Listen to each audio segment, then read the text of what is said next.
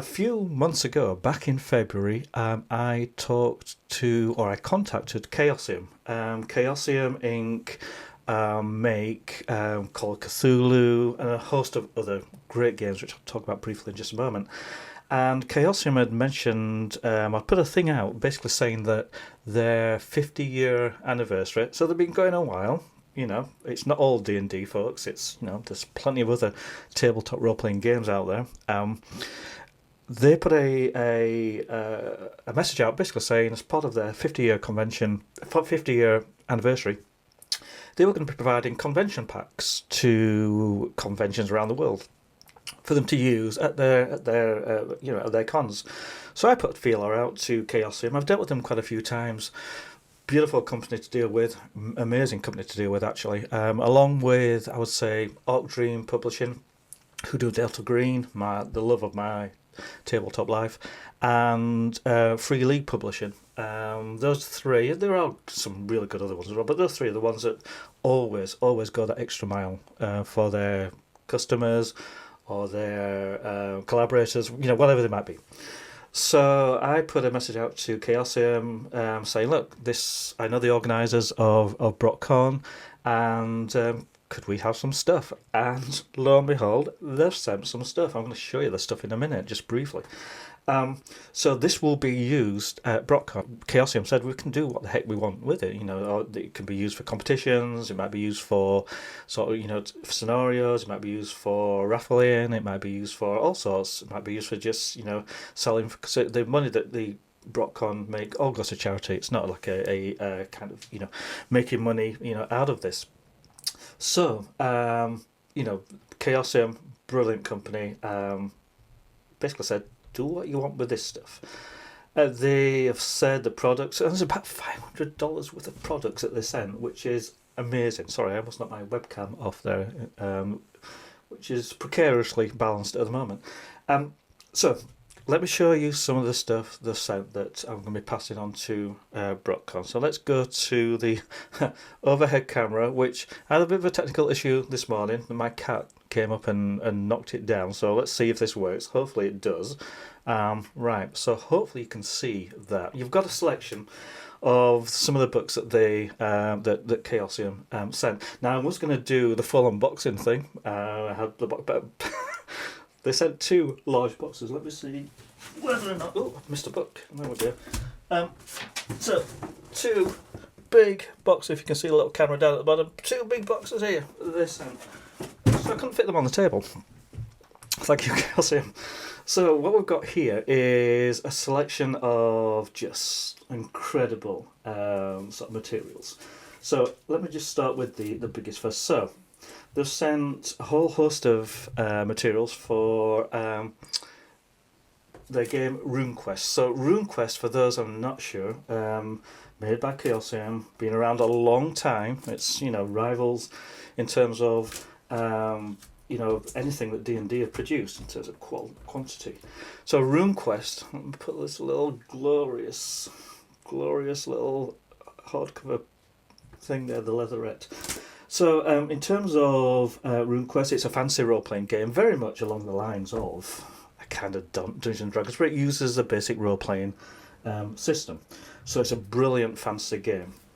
And what they provided is, I'll put it under here, the starter set. Okay, so starter set is brilliant, excellent for anybody that's never played it before. It has beginning adventures in there, it has dice, it has all sorts of stuff in there. I'll do a full review of some of these stuff at some point because I have to give this stuff to the guys at Broch-Con. So you have the RuneQuest starter set. That's one of the things that they sent. They've also sent this fabulous, oh my god, look at the gorgeous leatherette cover of this. I am so tempted to keep this. I won't, obviously, but I'm so tempted to keep this. Written by sort of Greg Stafford, who was kind of the founder of Chaosium. Greg Stafford died a few years ago, but the work has been continued by some of the great people now at Chaosium. And the artwork in this is absolutely gorgeous, and it's this gorgeous leatherette. And this is the core rules system. So, as well as sending the starter set, which is great for a quick start, then you've got this leatherette with a full gorgeous. This is a collector's item. They sent something like $500 worth all in all. I think this itself is around about $100. These are not. These are, these are not cheap. They've also sent, in terms of RuneQuest, a campaign or a selection of stories that are ready for you to play, and then more leatherettes. The Lands of RuneQuest Dragon Pass. So again, campaigns specially made for this, and I've got three sent me of this. Nice. So that's kind of RuneQuest, their fantasy sort of version. And I hate to say a fancy version of D&D because it's more than that, but I played it only a couple of times. RuneQuest. It's something I really want to get my teeth into more. I still play D&D. I love D&D. I'm not trying to say D&D is absolutely terrible. It's had its issues. I love D&D, but RuneQuest uses the basic role playing system, the kind of D100 system, and that particular intro set I do have. I don't know if you can see it at the back here, but some of my books at the back here. I think I have what Chaosium previously sent me, the starter set a year or two ago now, which I've used, reviewed and played, and it's great. So what else did they send? Well, they sent this beautiful thing here. Now it's still got the wrapping on, as you can see. This is not a review, this is just a little bit of an info session. So Pendragon.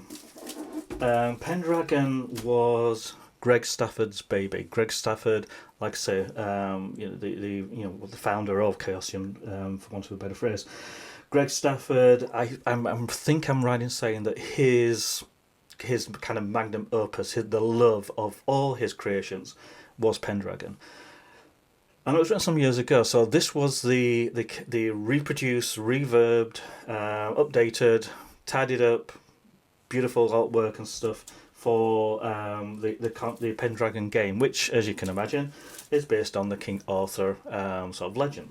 And again, I don't know whether or not you can see any of this on the back, but you can choose to play a knight. You can choose to play a character in that kind of sort of era.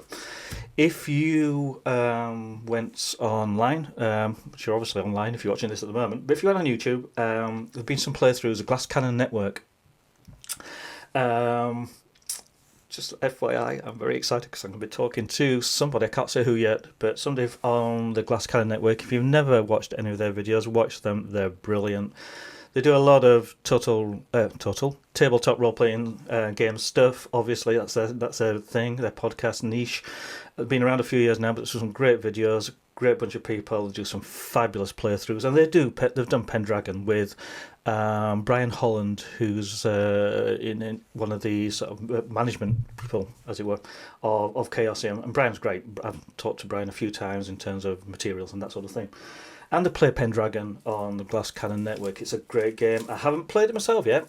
I'm still trying to get somebody to run it for me because I'm running a Delta Green game at the moment. I'm running a D&D game at the moment. I'm soon to be running a Call of Cthulhu game. I'm running quite a few things. I want to play some stuff as well.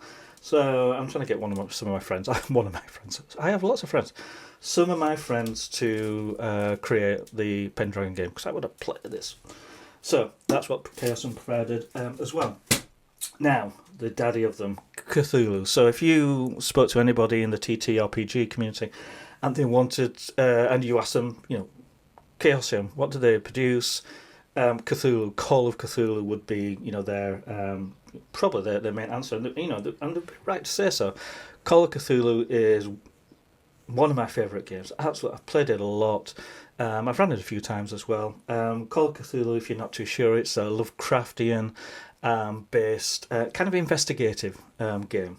So there is combat, there is some element of that, but it's more investigative, and it's usually set, not always, but usually set in the kind of 1920s, 1930s era where kind of Lovecraft originally kind of wrote his sort of stories, and so the Call of Cthulhu game is very much that sort of investigative, immersive, horror themed game. That's kind of very quick overview of it. So what did they send me? They sent me the Cults of Cthulhu, which again gives you some of the stuff based upon what this is about, and essentially this helps you create a number of elements, a number of antagonists for your Cthulhu games. It's a brilliant book. I mean, look how thick this is.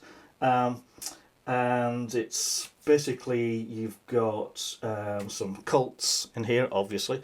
You've got profiles, you've got guidance on creating this and adding this to your game.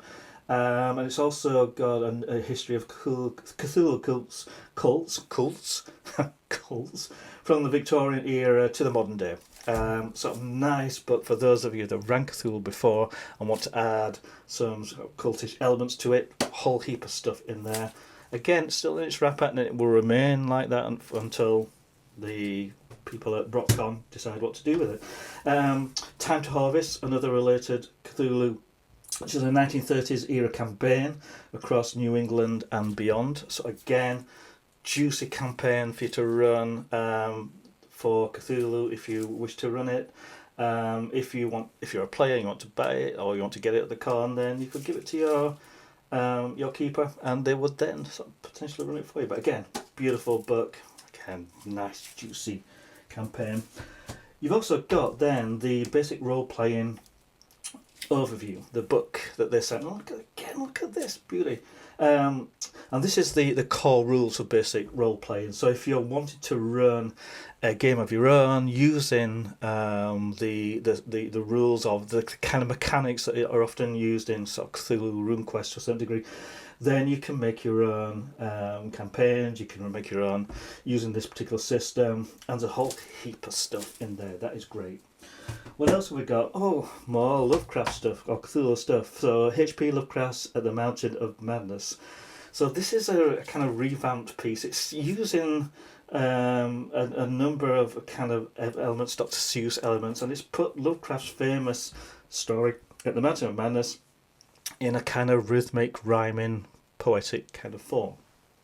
I haven't read this yet, but apparently this is designed for sort of children as well. Sorry, my phone's just pinging then.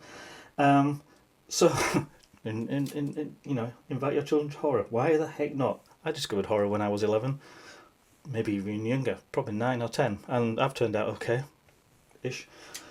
This looks great. I haven't read this. I want to read this so much. I wonder if I could get the wrapping off and then seal it back up again in time for the... No, can't do that. Oh, these look good. So, the final couple of things we've got here. Now, this is something I'm less familiar with, Paladin. Paladin is a standalone game. Let's have a look. So, Paladin, I don't know much about this at all. I haven't seen this. So, Paladin, it's a kind of role-playing game based in sort of 700-800s. It's very much a kind of knights and so forth. Very kind of linked a little bit, kind of Pendragon-ish. This looks great. I'm going to do a review of this because I didn't see this in the box. I completely missed this. Within this tome you will find 8 adventures for knights in your epic Paladin chronicles to undertake, drawn from the 6 myths of medieval France. Nice. These scenarios are designed to be interspersed into the epic tale of Charlemagne, but work equally well on their own. Nice. Right, gonna look more into that. And then I've been excited about this one, and again I wanted one of these for my own, so I'm gonna have to probably get another one. Age of Vikings. This is a new release from Chaosium that's come out just in the last year or so, or last few months. And the Age of Vikings role-playing game, as you can imagine, is based upon Vikings, funnily enough. So it's set in sort of like, the Icelandic, Nordic sort of areas, and it deals with all the myths and legends of Viking lore. It's set, I think, in the sort of 800-900s, I think, around about the time when the Viking hordes were kind of first coming to sort of the British Isles and that sort of thing. So, could have got that totally wrong, but, sounds right. So this... Again, there are playthroughs online. Again, Glass Cannon Network. I haven't got money, not Glass Cannon Network, but Glass Cannon Network have done playthroughs of this as well. This looks great. You can play Vikings. You can play all sorts in that scenario, and you can do your bit of pillaging and whatever. I'm guessing within reason, obviously. I want to say thank you, a genuine thank you to the folks at Chaosium for sending me this material. I hopefully will be sort of doing a few reviews on them. At the con itself, this stuff will be available for people to do whatever the organisers have arranged to do with it. I will be running a Call of Cthulhu game at Broch-Con. Again, Chaosium will kind of to send a introductory. It's designed for conventions. Let me just see if I've got the information here because I did write it down. So the scenario that I'm going to be running at Broch-Con is a bespoke kind of convention scenario. It's designed for beginners and experienced players alike. It was originally designed, I think, as a demonstration game to give a taste of Call of Cthulhu.